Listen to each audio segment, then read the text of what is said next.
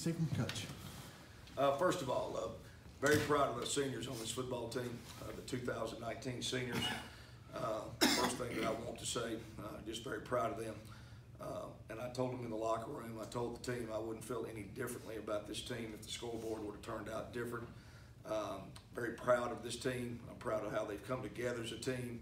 I'm proud of the foundation that these seniors have laid for the Tennessee Tech football program. They've done an outstanding job with that, of showing these guys what it takes to be a successful football player on and off the field. These guys have given of themselves to their teammates. They've encouraged their teammates. They have given to this community. I mean, he's got to perform tons of community service. I mean, you name anything that we would ask these guys to do, they have done it. And they've done it in the face of some times where it wasn't easy to do it, whether I should stay at Tennessee Tech or not. You know, I mean, there's been a lot of transition, a lot of things these guys have gone through, and they have stayed the course. So I'm very, very proud of this group. You know, really a tale of two halves in this game. We really had a chance in the first half to put the football game away, and we weren't able to do that. We had the ball deep in their territory, you know, twice, and had to settle for field goals. Anytime you leave a good football team, they had some explosive weapons on offense. They've moved the football on everybody that they've played all year. They come in the game averaging well over 400 yards a game. Their issue offensively had been turning the football over. They did not turn the football over tonight offensively. Their only turnover in the game came on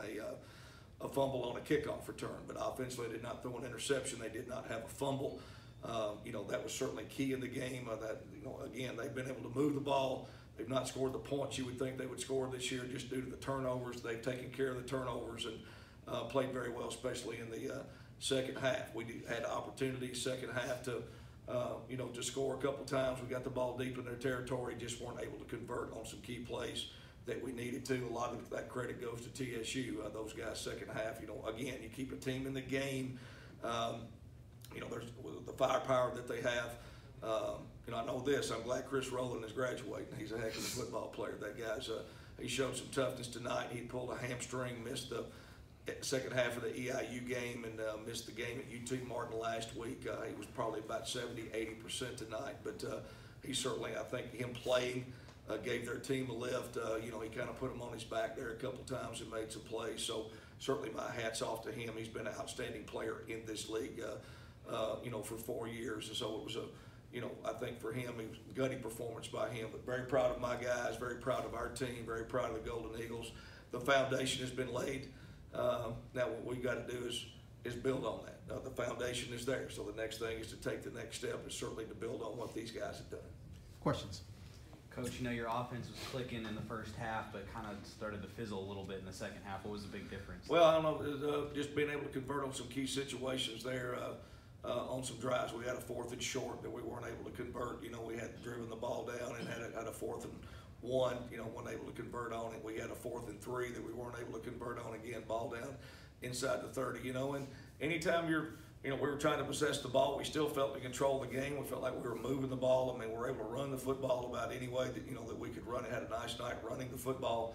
You got to be able to convert. You got to be able to score points, when you get the ball down in those red zone areas, and we just weren't able to do that. And of course, the punt block, I think, we had a little bobble there. The punter, I think the ball, wet, he kind of fumbled it around a little bit. They were able to get the punt block and score. Anytime you give up a touchdown on a punt block, it's always hard to win a football game. That was probably the big special teams play in the game, or the big play in the game that made a big difference in the game, because we still, had an opportunity there to stop, and we're only, down a score there. But I don't know if it was anything that they did. It was more maybe what we did to ourselves there in the second half, being able to convert some drives. Andrew, 2 touchdowns on your last game as a Golden Eagle. How did it feel out there today? It felt good, but getting out to a hot start, was really relaxed. Basically being here for 4 years, knowing the program, even with coaching changes, just continue believing, coming out to a hot start, and great O-line play, and helped me to get 2 touchdowns early in the game. Mm-hmm. Derek, their offense really picked up steam in the second half. What was going on from your perspective? Like you said, they caught fire. We had a hard time of regaining that momentum, and momentum plays a huge factor in a football game. Once they got their momentum going, their sideline had a lot of energy. I feel like our energy kind of went downhill. And playing a good team like TSU, you need your momentum, and you need to go out and execute on calls as well. a couple calls we might have bust coverages or bust alignment and assignment. So we can't have those like mental mistakes or physical errors when you're playing a good team like TSU. I guess for all three of you guys, the thing is always you want to lead the program in a better shape where you came in from. 6-6 record, momentum's obviously going up. Where do you see this program going from here? How do you feel like what mark have you left on the program? I feel like we showed guys how to do things the right way necessarily. The leaders especially. When we were young guys, we maybe had 2 leaders, 3 leaders in the team, but you look at the seniors and you can go to them for help for anything, and we all lead in a different way, and I think that's a huge factor because not everybody is the same on the team. So you have different examples on how to lead, or if you need someone else to talk to, and I think we just laid that foundation to talk to each other, become a family, have the camaraderie, get to know each other, and I feel like that's gonna carry on. As far as the program as a whole, I feel like this season gave us great momentum for the next few years.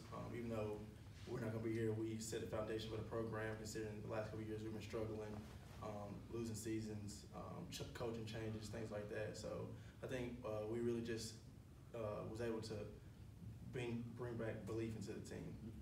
I agree with both of what they said. This season has really taught guys to, if you work hard, you just keep digging and don't get tired. When stuff is not going your way, you're going to reap a great harvest. We harp on Galatians 6:9, and I think guys, once they start seeing that we can win, and guys actually believed, and that's when the thing just started to skyrocket. Guys started to buy in, and I feel like for years to come, for the younger guys seeing us lead and being a part of their lives as much as we were outside of football, I feel like they're going to always have that impact on guys to come in, and that's what it really takes in order to have a good football team, is being able to connect and bond outside of football as well as you do on the field. Because if you can connect to a guy outside of football, he'll play just as hard or harder for you if he know that he can trust you, he can lean on you for advice outside of football, and he just know that, hey, you wouldn't lead him wrong if you get on him about a mistake on the football field. Coach, how tough is it to lose this group of 21 guys? They're special. They're special. Just finished my 31st year of coaching with this game, and there's always some years that you have some guys you wish you could coach them forever. You certainly could coach for a long time if you got to coach young men like this. Always had a smile. They always came with the right attitude. You could always really talk man to man with them. That would be the best thing I could say about these guys. You really could call them in and talk to them. You could look them in the eye. They'd be very honest with you. I felt like I could be very honest with them, and there was a trust factor there that we were able to build. That was probably the biggest thing that was lacking in this program, was just trust. Doesn't mean dislike or didn't like anybody, just being able to trust each other to do what you're supposed to do. And I really trusted these guys. I went to these guys a lot about a lot of things. I'd ask their opinion of things. I'd ask them, hey, what about this? How should we do this? How do you guys want to practice this? Do you want to how you want to travel sometimes? I mean, I would take a lot of things to them, and I would ask for their input, knowing that they really had a good pulse for the team. And so they're going to be sorely missed. I really wished I had more time to spend with them. I only had a couple years to spend with these guys. I'd like to have had another year or two with these guys just because they're that special group of guys. Now, the good thing is they have done a good job of mentoring some of these young guys, and I really think we're going to see those guys be better leaders and better people here in the off season, because these guys have shown them how to do that. They want to do that. We had a nice dinner last night as a team with the seniors' families and things there, and our younger guys, I think really, they saw how these guys, their families and everybody being there, and I think it was a positive experience for them. And but very appreciative of their efforts, and certainly going to miss them. And of course, not the result you want, but that aside, so many positives accomplished this season. Well, yeah, I mean, this will hurt. This hurts because we were so close to having a chance to really finish the game and finish off with a win. But I mean, when you step back, it's like anything. You got to sit back and look at the entire season. We were the overwhelming last place pick in the league. Shannon would have made the OVC media days. And I mean, every interview that we did, they asked us about how does it feel to be picked last. And I don't know how you answer that, because it doesn't feel very good. I don't believe we'll be picked last this year. I don't know. I don't know that or not. It really doesn't matter. That's a long way off. But my point is that we were the overwhelming pick to to finish last again this year. Everybody that had a pick picked us last, you know, and our guys said, you know, we didn't listen to that. We talked about this football team. We talked about this season. There was the 2019 Tennessee Tech football team against everybody else's 2019 team, and we felt like we had a good team and that we certainly could compete and play with anybody. And we've shown that. We were able to do that. You know, certainly the win over Sanford was exciting. These guys will look back and remember that. That was an awesome win.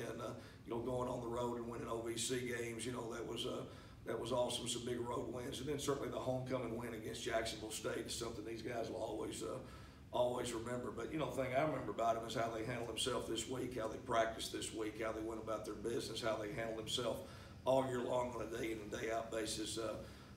Couldn't be more proud, and you know, we're certainly going to miss these guys. Any other questions?